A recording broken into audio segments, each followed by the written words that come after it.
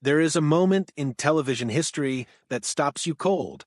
A 13-year-old girl walks onto the America's Got Talent stage looking like she'd rather be anywhere else in the world. Shoulders hunched, eyes darting nervously across a crowd of thousands, she introduces herself in a soft Northern English accent. The audience is politely curious. The judges lean forward, waiting. And then she opens her mouth. What comes out doesn't belong to a teenager. It doesn't belong to someone who still has homework due Monday morning. It belongs to a smoky jazz club, to a stadium at full roar, to the kind of voice that makes you put down whatever you're doing and just listen. Simon Cowell, a man who has sat across from thousands of performers and worn his boredom like a badge of honor, went rigid in his chair. His poker face, the one he spent decades perfecting, cracked wide open. He leaned back like the sound had physically moved him. And in that moment, the whole world fell in love with Courtney Hadwin. But what happened next is a story the headlines never quite told honestly, because the spotlight that made Courtney famous also cast a very long shadow. And today, we're going to walk through that shadow from the beginning.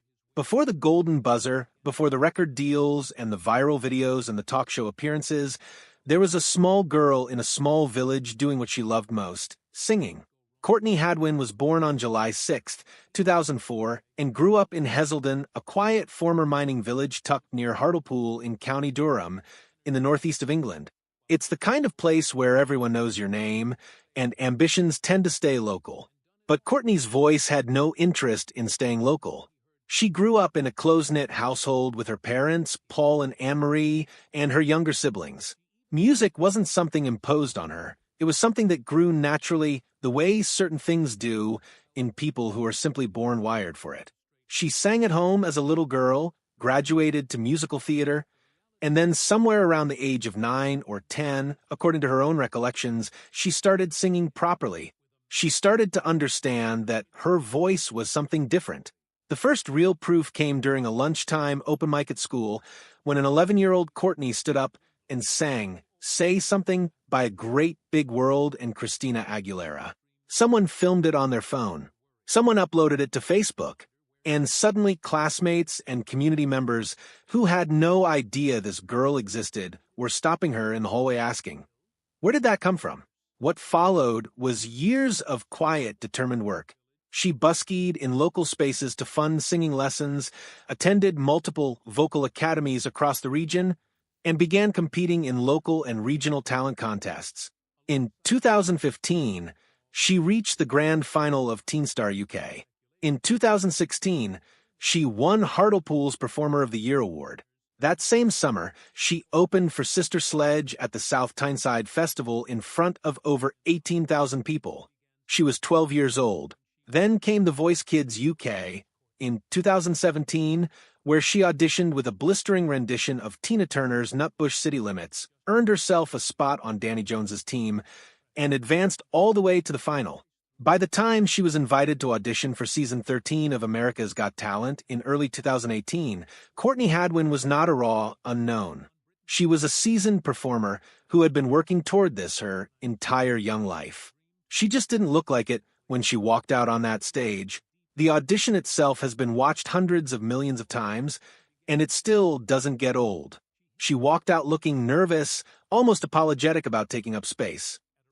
Judges exchanged the polite, patient expressions they save for acts they haven't yet made up their minds about. And then Otis Redding's hard-to-handle kicked in. Gone was the shy schoolgirl. In her place was something untamed, electric, ferociously alive. Her voice tore through the studio with a grit and power that had no business coming from someone her age. The crowd erupted. Howie Mandel hit the golden buzzer without hesitation, sending gold confetti raining down on a girl who looked genuinely stunned that any of this was happening. And Simon Cowell, who by his own admission almost never shows emotion, turned to the audience with wide eyes and said words that have since been replayed thousands of times. You were this shy little thing when you came out, you sing, and you're like a lion. Within hours, the clip had spread globally. Within days, it had been viewed hundreds of millions of times. She was being called the next Janis Joplin. She was called a generational talent. She advanced through the quarterfinals and semifinals, delivering performances that consistently left judges and audiences speechless, and while she ultimately placed sixth overall, everyone watching understood that the competition result was almost beside the point. A star had been born. Shortly after the live shows ended, Simon Cowell signed her to Psycho Music in partnership with Arista Records. She was 13 years old when she auditioned. She was 14 when she signed her record deal, and she was still very much a child. Nobody tells you what happens after the golden buzzer. Nobody prepares a 14-year-old girl from a small English village for what it actually feels like to be signed to a major label and expected to perform like a seasoned professional. The excitement was real. Courtney has spoken about how she genuinely felt, in that initial moment, that her dream had come true, and in many ways it had. But dreams, when handed to you by an industry machine before you're old enough to understand the machinery, can quickly begin to feel like something else entirely. Almost overnight, Courtney's world transformed into an unrelenting cycle of studio sessions, label meetings, promotional commitments, and transatlantic travel. She was expected to deliver chart-ready original music on tight deadlines, working alongside professional songwriters and producers who had a very clear idea of what they wanted her to be. The comparisons to Janis Joplin, which had initially felt thrilling, became a framework she was being asked to fit herself into. She was being shaped, styled, and directed toward a polished pop-soul crossover sound that, as she later reflected, didn't feel like her own. She has spoken openly in interviews about what those years actually felt like on the inside. She described sessions where she was surrounded by industry voices steering her toward sounds and themes she didn't fully connect with. She described feeling like a character being directed rather than an artist being developed. She described losing a sense of control over her own path at an age when most teenagers are just beginning to figure out who they even are. And beneath all of it was the sheer physical exhaustion of the schedule. She was crossing continents regularly, spending time away from her family, her home, her friends, the anchors that had always kept her grounded. Her family, to their enormous credit, did everything they could to support her. Her father took on side work, made repeated back-and-forth trips to Los Angeles, and her parents relocated temporarily to be near her during the most intense periods. But no amount of family love can fully insulate a young teenager from the grinding pressure of an industry that moves fast and waits for no one. The mental toll was real and cumulative.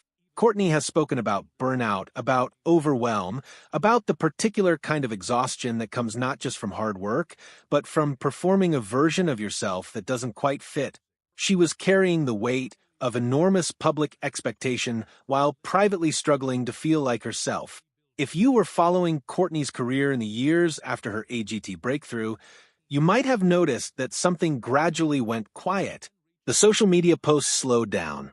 The public appearances became less frequent. The music that had been promised seemed to keep receding toward a horizon that never quite arrived. Fans noticed. They asked questions. Speculation filled the gaps that honest communication might have occupied. There were rumors, concern, and the specific kind of frustration that fans feel when someone they genuinely care about seems to have simply vanished. What was actually happening was less dramatic and more human. Courtney was stepping back, not quitting, not disappearing, retreating, reclaiming herself, trying to reconnect with the version of herself that had stood in that schoolyard at 11 years old and sung her heart out for the joy of it, not for a deadline or a demographic or a carefully crafted brand strategy. The relationship with Simon Cowell's Psycho label, while it had launched her into the stratosphere, had not evolved into the nurturing creative partnership she needed. Simon himself was never, by any realistic measure, a personal mentor to Courtney. He was the executive who recognized her talent and signed her. He was, as he has always been, a star spotter who moves quickly and moves on. His job, as he would likely be the first to admit, is to identify talent, not to hold its hand through the emotional complexities of growing up under a spotlight. Courtney has never spoken bitterly or publicly about Simon himself, and there's something admirable about that. She understood, even young, that he was one part of a larger machine. But the machine, ultimately, was not built for her at the stage she was at. And when it became clear that the fit was wrong, she did what the bravest artists do. She walked away. The comeback, when it came, was nothing like the original. There was no golden buzzer, no viral audition, no panel of judges declaring her the next someone else. There was just Courtney, older and clearer-eyed, writing and recording music that sounded unmistakably entirely like herself. Working with Grammy-winning producer Kevin Bowe, known for his work with artists like Etta James and Joe Cocker, she began building a body of work that had no interest in being polished or palatable. Songs like Monsters, You Only Love Me When I Lie, Breakable, and That Girl Don't Live Here arrived with the emotional weight of someone who had been through something real and decided to write about it honestly. No filters, no compromises, just truth. In interviews during this period, Courtney described the shift in terms that made it clear she had done serious inner work to get here. She talked about finally knowing who she is as an artist. She talked about the difference between creating music to satisfy a label's quarterly projections and creating music that actually means something to the person making it. She called this new era a rebirth, not a reinvention, but a return to something authentic that had always been there. Her single You Only Love Me When I Lie was praised widely as her most emotionally resonant work to date, a raw blues soul piece that carried real tension and real courage. Her project, Little Miss Jagged, with its September 2025 release date, was received as her boldest, most personal work yet. A stripped-down, micless performance video left viewers and journalists reaching for words that could do justice to what they were hearing. One description that stuck: she sounded like thunder. She burned like fire. In April 2024, she was handpicked by the legendary Clive Davis to open a gala at Carnegie Hall, where she performed a Janis Joplin tribute in front of an audience of industry legends. The comparison to Joplin, which had once felt like a cage, had become something she could inhabit on her own terms, as a tribute rather than a template. She signed with a new management team, Total Artist Management, under Oliver Mojita, and began booking shows across the UK, Europe, and the United States. She performed at venues like Fiddler Elbow in London and began planning larger tours. She was building something real, one honest step at a time. Today, Courtney Hadwin is 20 years old and living back in County Durham, rooted in the northeast of England that made her. She maintains a genuinely engaged presence across social media, over 1 million followers across TikTok, YouTube, Instagram, and Facebook, not as a promotional machine, but as a person sharing her actual life. Studio snippets, candid thoughts about mental health, the messy, unfiltered reality of being a young artist figuring things out in public without pretending to have all the answers. Her fans describe her content as refreshingly honest. She hosts Instagram Q&A sessions, replies to comments, and has spoken openly about therapy and self-reflection in ways that genuinely help normalize those conversations for younger audiences who follow her. She has said she wants the process of finishing her album to feel real rather than staged, and that she won't sacrifice that feeling for the sake of a release deadline.